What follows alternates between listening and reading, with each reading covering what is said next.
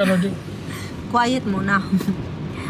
Hello guys, welcome back to my channel. And today is Friday, 4:50 ng hapon. And pauwi kami, actually not pauwi, I just got off from work. And papunta kami ngayon sa Colony. May mga binili kami parang floorings doon. So ilagay muna namin. And then after nun, dito ako pinaka-excited. Nag-order ako ng Nag-order ako ng mga Filipino food. Mga corned beef, mga taro leaves, ganyan. Nag-order ako para laing. So, kukunin ko siya mamaya after namin magpuntang Colony. And then, I'm off tomorrow, Saturday, and then Sunday, ganyan. So, may time akong magluto ng, nag-crave talaga ako ng laing. Pero, first time ko siyang gawin. Hindi pa ako nakapagluto ng, pero titingin na lang tayo sa recipe sa panlasang Pinoy. Ganyan. So, yeah, traffic. May hindi ako kaya medyo OA. So anyway, umuulan ngayon dito. Ang ginaw. But it's fine kasi nasa loob tayo ng sasakyan. So, yon. This area but it's so empty. What was that before there? And then they remove it. But maybe in summer. No, they removed the fence and all the sliding poles and all that. Nobody knows why. Maybe. So, yun guys. Nasa Colony na kami sa tiny house namin. And you can see, maputi na siya ang wall. White.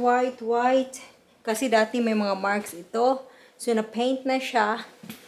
Diyan ay hindi pa, pero because that's gonna be like the little kitchen there in a way. So ito maganda, maputi na. And then pakita ko sa inyo yung aming floor rings. Aming floor. Ito yung mga materials na gagamitin. And ewan ko kung kita nyo, pero ito yung magiging look niya. Ganyan. So maganda siya, I like it. So that's gonna be, yeah. That's gonna be the floor. And then I think dami pa rin gagawin. Ito din. Hindi ko alam ano gamit nito. But anyway, it's gonna be used also for, I think, for the floors. I don't know. So, sabi ni Martin, baka sa weekend, ito yung parang namin guys. Madilim, okay lang. Ito yung parang bedroom namin. Tapos sabi niya, baka malagyan na by weekend yung mga floor dito, floors, whatever. Ito is parang living room, so this is gonna be the last one na gagawin namin. And then this is the kids room, late lang. Pero andito lang naman sila for vacation. So ito din, by weekend, I hope so. See, gusto ko ng light na ganyan parang pang Instagram, char.com. So, ang dami pang gagawin pero at least may progress there. And then, interviewin natin. How are you feeling today? How are you feeling today? Feeling tired. Why? You've just been at home. No, you're not been at home today. What did you do today, exactly? You've been How do you think this one get in? I thought it was delivered. Do you think it was flying in? I thought it was delivered. Delivered by me. Move. Productive. Move. Don't move me, huh? Don't move me. So anyway, yan. And then, so that's what he did. So he's been buying all this. So it's ready for the weekend. Is it? Why do you look so weird? Don't we have to go now? Don't I have to pick up the Filipino foods? Super. Okay. Bye na.